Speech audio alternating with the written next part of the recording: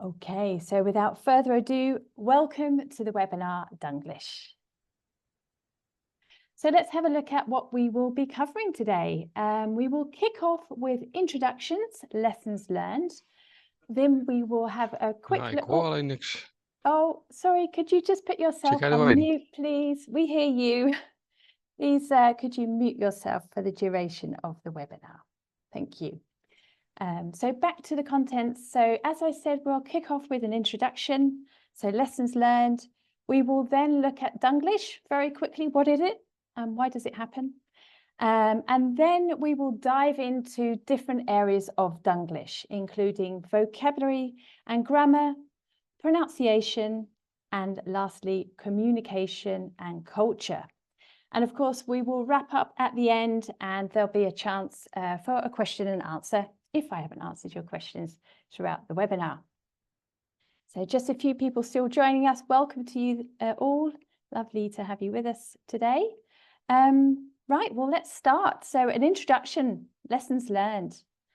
Well, speaking a foreign language is hard. And although in the Netherlands, learning different languages is very common and actually starts at school, I think it can still be quite tricky. Luckily here in the Netherlands, we're exposed to a lot of languages through music, but also the media. So we don't dub foreign films or series, we use subtitles. So actually we're kind of used to listening to English or hearing other languages. And of course, now we have access to many amazing apps and technologies, which can all help us to communicate better when we're when we're communicating in different languages. But, well, these can only take you so far. I think especially when you're trying to communicate in a professional setting or a professional environment. But before we get into Dunglish and looking at some tips and tricks of how to avoid making mistakes and generally sound better in an international environment, I think it's important to state that learning a language takes effort. It takes time and energy to acquire a language. And that's because basically it's always developing and changing. So there's always lots of new things to learn, even as a native speaker. So when you're learning a language, I think it's important to be realistic about your goals on what you want to learn and how you're going to learn them. Well, it would also be fantastic if we could all speak our second language like our mother tongue and not rely on these apps and technologies. And perhaps for some people, it may be true that they find learning a language easy and they can sound like a native speaker. But I think for most of us, that's quite challenging. And sometimes I think it's unrealistic to sound like a native speaker. But regardless of how good you are at languages, we've all made mistakes when communicating in a second language. After all, we are all human. I mean, I'm sure when you've been traveling or even going online on social media, you've come across some pretty hilarious translations. I love this one from India. It's an airport in India and it says, "Eating carpet strictly prohibited." Well, I think what they're trying to say is eating in the carpeted area is not allowed, is prohibited. This is also a nice one. Maybe when you were ordering food somewhere, you might see some funny translations like the pain apple. But I think these mistakes probably don't happen as much as they used to, again, because all of the advancement in technology and AI. But that being said, messages can still get lost in translation. And on that point, it's not really just about translating, but also how you perceive or how you see the message. So this is actually a Dutch advertisement. And at first glance, from a Dutch perspective, it seems quite innocent. Mama, die alsjeblieft. But if you look at it from an English perspective, you might read something different and probably see a kind of a scary message.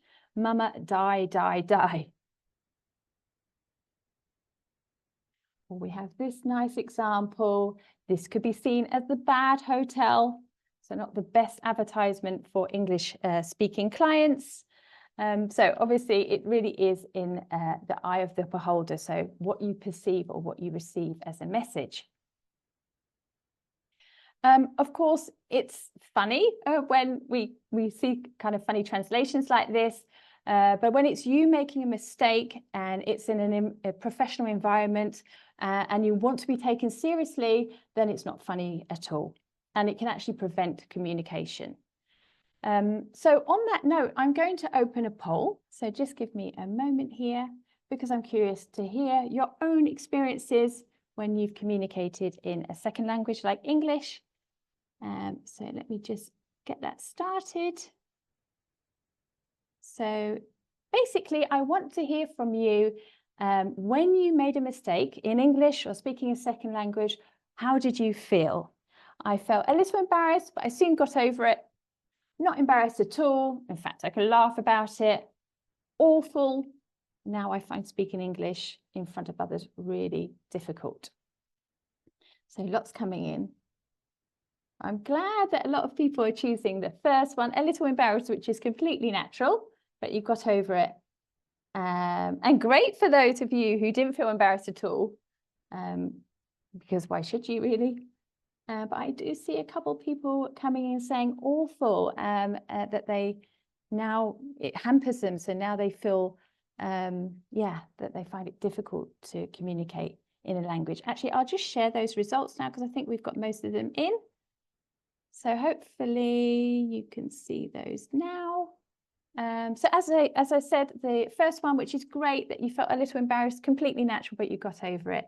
And then we had a few not embarrassed, and then some people felt awful, and that is a real shame. Let me just stop that before we go on.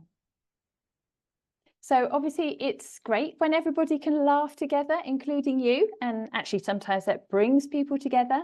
But if you are one of those persons who chose that last one, that it actually stops you or prevents you from communicating in language, that's no good at all.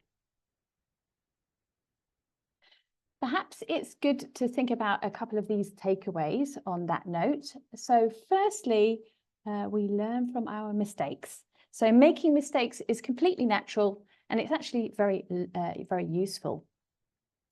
Secondly, communication works two ways. The listener should be working just as hard as you at receiving the message. So you're giving and they're receiving. They should be listening carefully. They should be patient, and they should also ask the right questions if they don't understand. And in fact, the last point you can see top left is empathy. So a listener should be empathetic. They should appreciate how hard it is to speak a foreign language, and they can show this by giving you the time and space to speak and communicate. And of course, when that happens, everybody wins. I think also if you find that the listener or the receiver isn't being very empathetic, you could even explain to them what it's like to communicate in a foreign language, especially if they haven't actually tried to learn a second language themselves. Of course, we too can take steps to make our communication easier for the listener, so that's what we're going to look at today. But before we do, I just wanted to check in with you all to make sure we understand what Dunglish actually is. So Dunglish is simply a combination of two words, Dutch and English, and it refers to the mistakes that Dutch speakers make when communicating in English, but also vice versa. This can obviously happen in any language. So typical mistakes English people make when speaking Spanish is called Spanglish. But when we have languages like Dutch, English and German, they're very close. They're all Germanic languages. So actually more confusion can occur because they've got kind of similar structures and root words or vocabulary. When I first came to the Netherlands, there were lots of things I heard that confused me. I'd just like to share this one with you. So, for example, my husband called his mother and said, "Hoi mum, hi mum, who is it?" And I thought that was just very strange because I thought, you know who it is, you called her. Obviously, he was asking how she was. And actually, this next example is something I've heard Dutch people use when speaking English.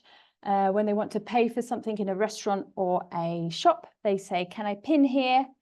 Yeah, it sounds very English, but actually we wouldn't use this phrase. We would probably better say something like, "Can I pay by card?" Pin is obviously an English word, but is literally a sharp metal object, like a safety pin. So to recap, Dunglish is words or phrases or constructions that we use that are fine in our own language, but when we translate them, they just don't transfer properly to English. Okay, let's dig in and have a look at some examples. So we'll start off with vocabulary. So the first one I'd like to look at is something called false friends. So false friends are words that appear to be similar to words you know in your own language, but actually they can have a very different meaning altogether. They come about because they have a sort of an origin or a connection to a root word from the past. So I mentioned earlier about that Dutch, English and German languages being very similar. But what happens is over time, they actually change, and in modern language terms, they often have a completely different meaning. So I'll give you some examples. So the first one is consequent. So this is the sentence I'd like to share with you. We need to be consequent and not keep changing our minds. Well, consequent is an English word. It means happening as a result of something. So here a better sentence would be, weather forecasters predict heavy rain and consequent flooding. So as a result of lots of rain, we have flooding. So what is the word that we want here? Well, the missing word was actually consistent. So behaving in the same way. So that sentence should read, we need to be consistent and not keep changing our minds. This next one, actually, I hear quite often from my Dutch students, inform. So the first example here is, we still need to inform about the travel arrangements.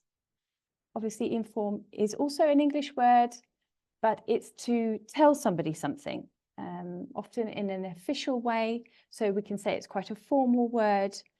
A better sentence here would be, we need to inform them about our change of address. So you're telling somebody. So the word that we were missing in the first sentence is actually inquire. So for example, we still need to inquire about the travel arrangements. You ask, you inquire about something, and somebody informs you. Okay, now it's your turn. On the left-hand side of the screen, you will see a false friend. I've given it in a sentence to give you some context, and I'd like you to put in the chat. In fact, let me just open the chat, so I've got that in front of me. I'd like you to type in the chat what you think the real English word is. So here we go. The first one, agenda. In a sentence, I need to check my agenda to see if I'm available. So type in what you think the right word for agenda is in English. Scroll down so I can actually see. Oh, well done. Diary, calendar, schedule, nearly correct. It is to do with time, but well done. Those of you who wrote down diary and calendar, I would say those were the best fits here. Agenda in English is a word, but it's simply a list of items. For example, a meeting agenda. For some people, they think of a diary as a dagboek, like Bridget Jones's diary, and it is that, but it's also simply a place to write down your appointments. So you can have your personal diary that you put your dentist appointment in, or a work diary. And over the last couple of years, we have been using calendar more and more, and that's really, I think, because of Microsoft Office that we've used that. In days gone past, calendar was simply something you hung on the wall, or I think in the Netherlands, sometimes you have a birthday calendar in the toilet. Okay, next up is remember. Please remember me about the meeting. So in the chat, just type in what you think it should be. You scroll down. Remind, excellent, well done. Yes, somebody reminds you, and after they've reminded you, you've remembered that information. And the last one, what can we conclude from this stadium? What can we conclude from this stadium? Stage, phase, excellent, well done. Yeah, I would definitely say phase or stage, just like a project phase or a stage of something. So those would be a better fit there. Again, stadium is an English word, but we would use it with regards to a football stadium or a sports stadium. So these are just a few false friends. There are many between Dutch and English. My tip is, if you're unsure, you can look up the word in an English dictionary. And a great resource for that is called the Oxford Learners Dictionary. And we'll share the link in our communications after the webinar with you. Perhaps also a good idea is to make a list of false friends for yourself.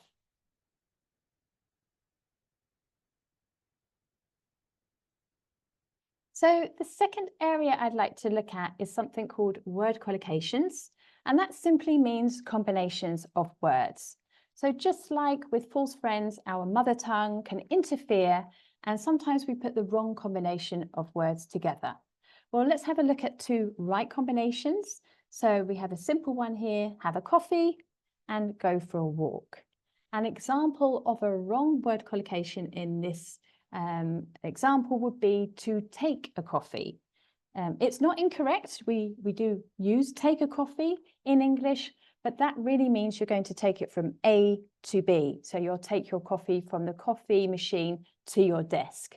So you're probably going to talk about having a coffee more than taking a coffee, and definitely having a coffee more than drinking a coffee, although that's what you're actually doing. Excuse me. The other example is go for a walk. We wouldn't say make a walk. You can make lunch, you can make friends, but you can't make a walk. This is just wrong, and that's probably a good point to make here. Word collocations are just wrong or right. There are no rules. It's not like grammar. You just have to know them. You just have to have heard of them to know that they feel correct and natural. On the note of make, maybe just a little tip there as well. Sometimes quite often we use make with words, and what we're saying is there's a result at the end. So my example of lunch, you make your lunch and the result is your sandwich, whatever you're eating. And when you make a friend, perhaps you've spent time getting to know somebody and talking to them, and at the end, you've made a friend.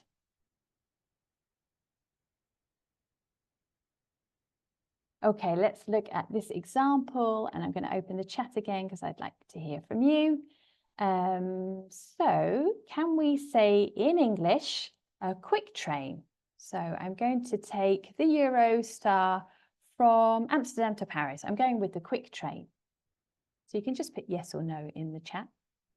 If you think it's correct, yes. And if you think it's wrong, no.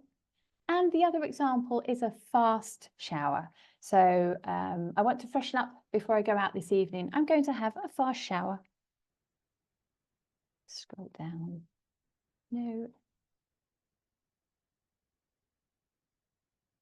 Excellent. Yes, indeed. It's a no. It's the other way round.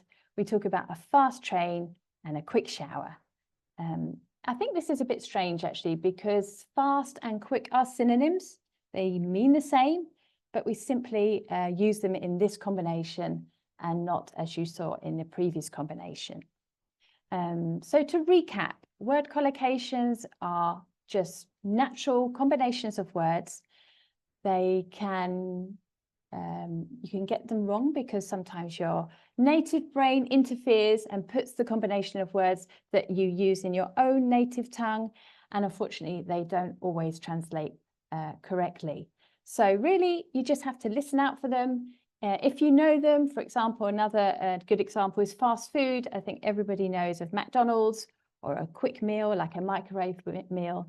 But if you haven't heard them, that you need to find out what the correct combination is. So just like our false friends, trying to get this right will really help to be clear in your message and sound more professional.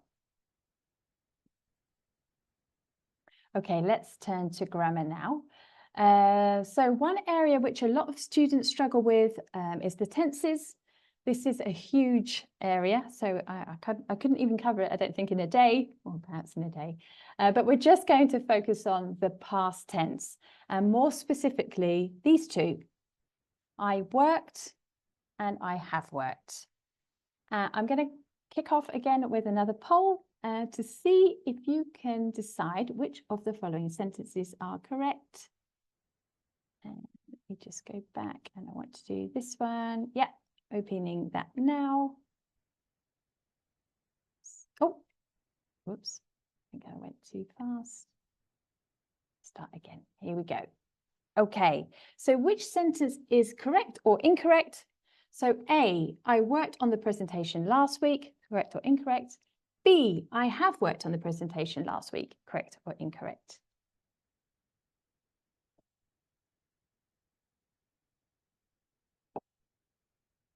Lots of results coming in. Ooh. Still thinking about it. Tricky one, this. Just to give it a few seconds for everybody to have a think. Oh, nearly there. Okay, I think everybody has put their answers in, so I will share the results. Okay, well, actually it's A. I worked on the presentation last week. I'll explain a bit more. Let me just stop that.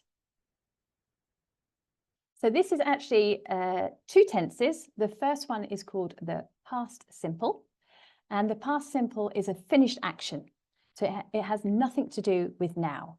So think about things that happened yesterday, at the weekend, last year, 10 years ago. And when you use this finished action, past simple, if we use time, then we use something called finished time. So as I just gave some examples, last week, yesterday, those are all finished times. So that's very different actually from the present perfect, which I think is always confusing that it's called the present perfect because it is a past tense. But hopefully, as you might see demonstrated by my arrow, it's a past tense that has something to do with now. So I have worked on the presentation this week. Perhaps you're just finished, so that's that connection to now. Perhaps you haven't finished yet, so that's that connection to now. And most importantly here, if you use time, it has to be what we call unfinished time. So this week, today, this month, this year. So finished and unfinished.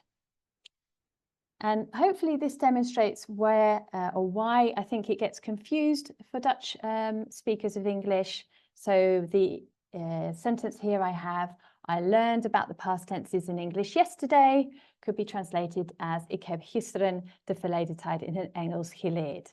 So this is probably what causes the confusion. Actually, this brings me quite neatly to the next area of grammar that I want to look at, and that is word order. So you might notice here that it's not just the tenses are different, but also the order of words, so where words are. And hopefully you can see that yesterday, the time is at the end. So in English, most of the time goes at the end. It can also go at the beginning, but it can never go anywhere else. And it certainly can't go between a verb, an action, and an object, a thing. So, for example, after heb, it can't go there in an English sentence. Well, although the languages do have actually the same basic order, so in a very simple sentence like this, we have a subject, James. We have the verb, reads, in red, and we have the object, the newspaper. So if you translate this, it would probably it would be in the same order. But actually, when you start forming longer sentences, the pattern really changes in Dutch and English. This is another example. It's kind of similar actually to the previous example, but you might see that red signals that we have two verbs, am and working. Again, the time is at the end. If you translated it literally, you could say, I'm tomorrow at the office working, but that is incorrect.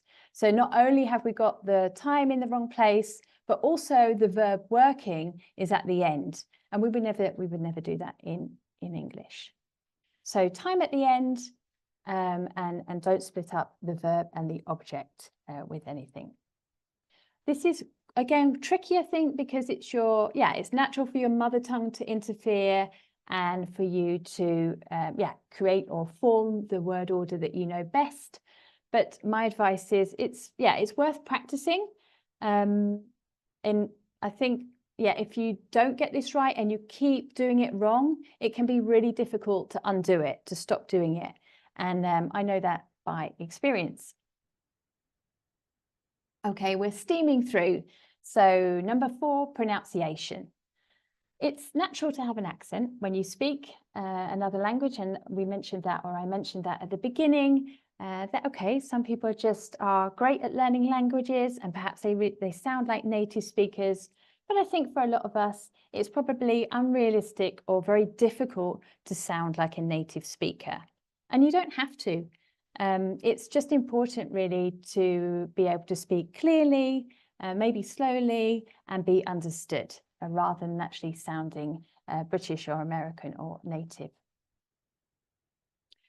I'd like to just show some pitfalls really to help you though sound clearer and to speak more clearly. So the first pitfall I'd like to look at with pronunciation is to do with the amount of syllables within a word. So syllables are just the beats in a word. So my example on the left-hand side is apartment. It has 3 syllables, apartment, and the stress, so where the voice goes up, is on the 2nd syllable. So apartment.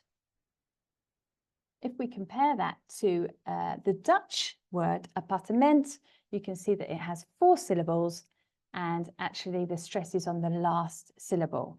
So again, this happens quite a lot, I've noticed, between Dutch and English words, and we can also root it back to the fact that it's a Germanic language. So these are words that in this case has the same meaning, but actually we say it very, very differently. So it's really good to look out for this, the amount of syllables, and also where the stress is. Is it on the 1st or the 2nd or the 3rd or the 4th syllable?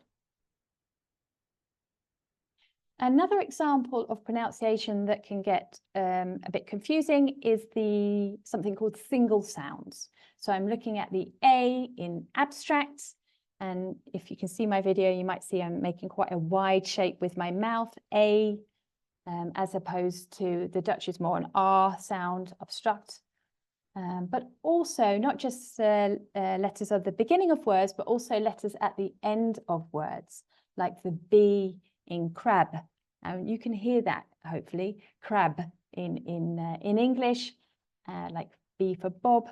And in Dutch, you hear more of a P for Pete, crab. And on that note, it's important to get this right, because sometimes if you pronounce the ending in the wrong way, then you're actually making a different word or a different tense. So this is a good example here. So we have the word send. Again, we have a D sound, and sent. So send is the present and future tense.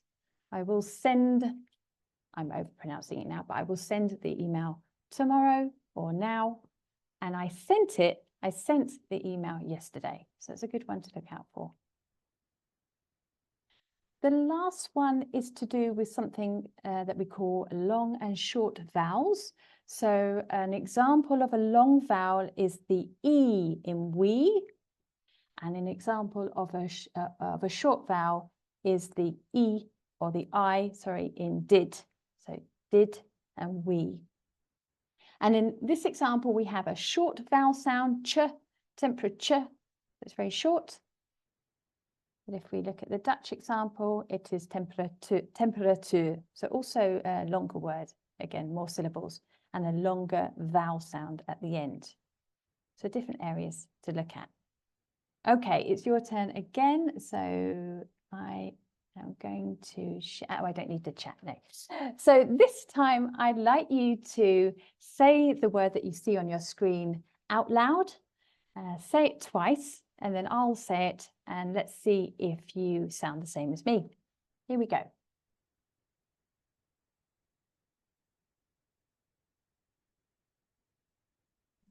Idea. Please keep yourself on mute. Just say it to yourself. Thank you. But well done. Idea. Excellent. So it's definitely idea, 3 syllables, with the stress on the second syllable, and not ID, which sometimes I hear some of my Dutch students saying, and ID, that actually makes me think of a driving license or a passport. So it's 3 syllables, idea. Okay, so the next one.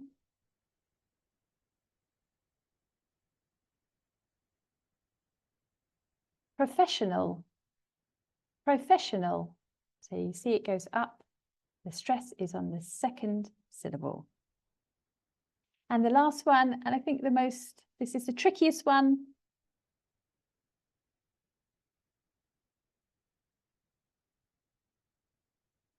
Hierarchy. Hierarchy. So it goes up. The stress is on the first syllable. And maybe to help you remember that, high is obviously to go up. So maybe that helps you remember that it starts with a stressed syllable, hierarchy. Okay, well, we've actually come to the final part of the webinar today, and that is Dunglish in communication and culture. I'd like to kick off this with a few quotes. So the first one is taken from Ben Coates' book, Why the Dutch Are Different. Ben is a native Englishman who moved to the Netherlands, and he writes in his book, he quotes a Dutch friend who had said once this to him. So his Dutch friend said, "I think the Netherlands is a place where no one is going to pretend. For example, when you say something in a business meeting that is not a very smart suggestion, people will always point it out." Maybe you recognize this in your own behavior or in others. Of course, this is just one person's idea about their own culture. But what we can say is that this quote would not apply to other cultures. So other cultures would not say this about themselves. They would not tell somebody that they thought it was a stupid idea. In fact, openly disagreeing with somebody or saying that you think somebody's idea is not very smart, in some cultures could be seen as, disrespectful. It could make other team members uncomfortable and just generally cause problems. But to give it some balance here, I would also like to look at a quote from a Dutch perspective.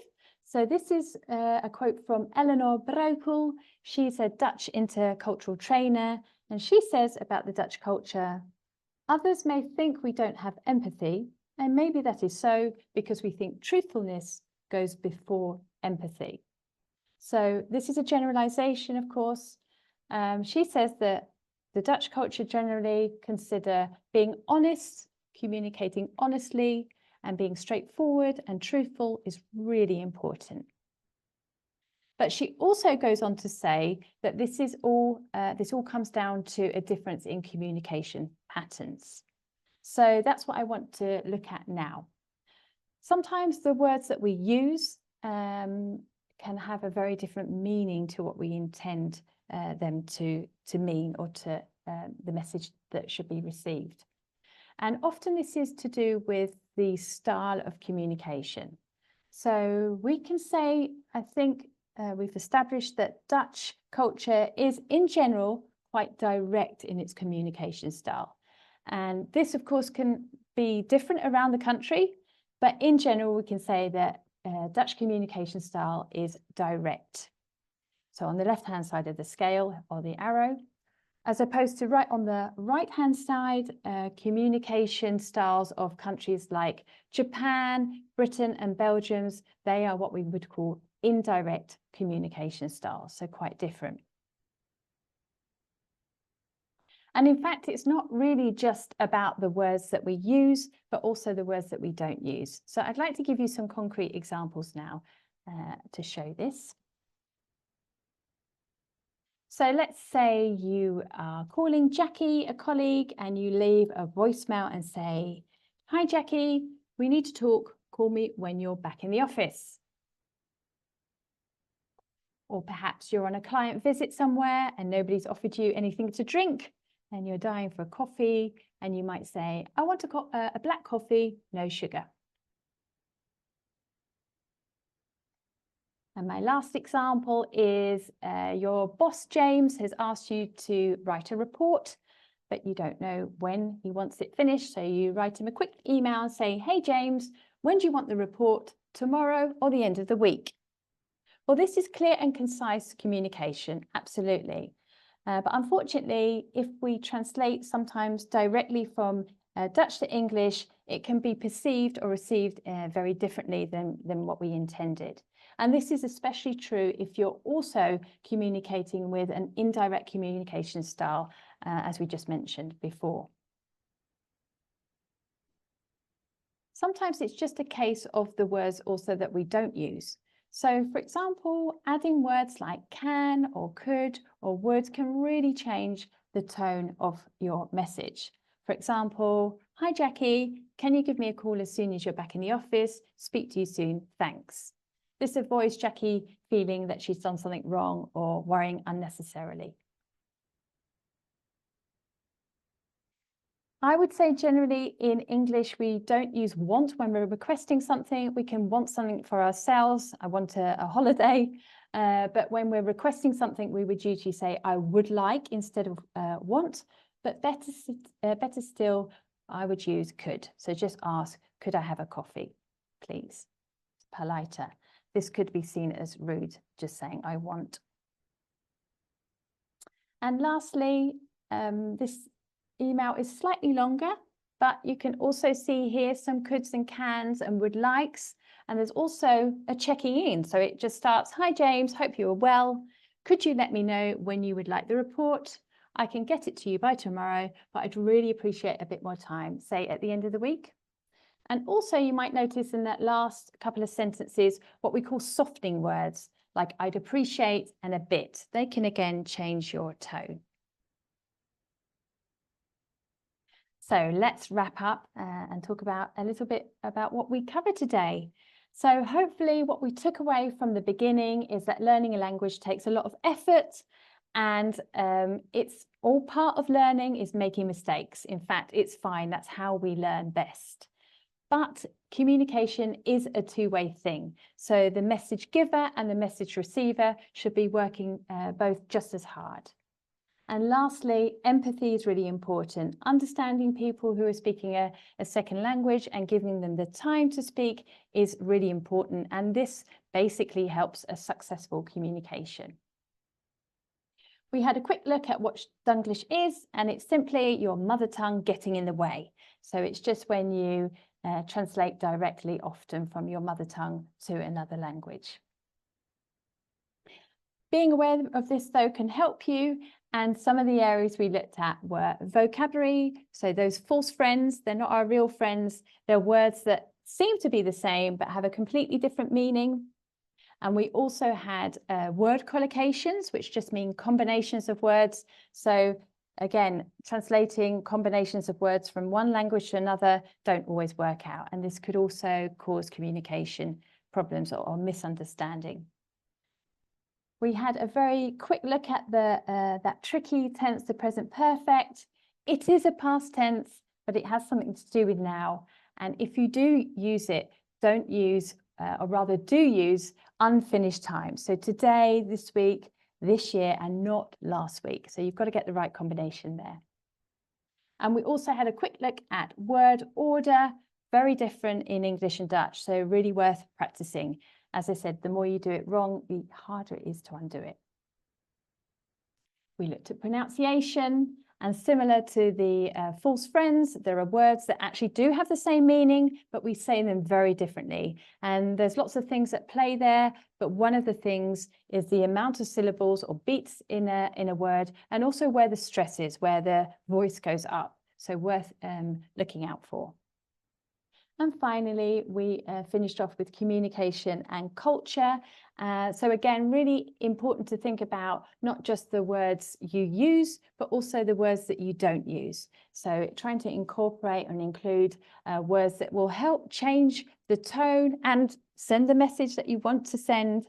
And of course, this is really important when you're communicating with a different communication style that is, say, indirect. Before we get to the questions, if there are any, I just want to say that you will receive a list of tips which cover the areas we looked at today. But if you do want to dive into learning English, or another language for that matter, please just do get in contact with us and we can tell you about our language training courses that we offer. Next to that, we also offer different types of intercultural communication training, which, among other things, can help you better collaborate, communicate, and even lead a diverse international team. So please do reach out if you'd like some more information about that. So yeah, any questions that you may have, I'd love to answer them now. I'll just open a chat to see if there are any. But if not, thank you very much for your time. Thank you. You're welcome. Thank you. You're welcome. Thank you very much. Have a nice day. You too. Have a nice day. Thank you. I just saw one there. Is there a website where we can check gram? Yeah, there's Grammarly. It's a plugin. Gerard, I think. It's called Grammarly. It's a great website and it's a plugin. You download it onto your computer. It could sometimes firewall. So if you're using a work computer, sometimes it prevents you from downloading it. But it's really good. It checks all your written work. It's not foolproof. It works. It helps. But you do have to also know the rules as well sometimes because it's not always correct. But it is very helpful.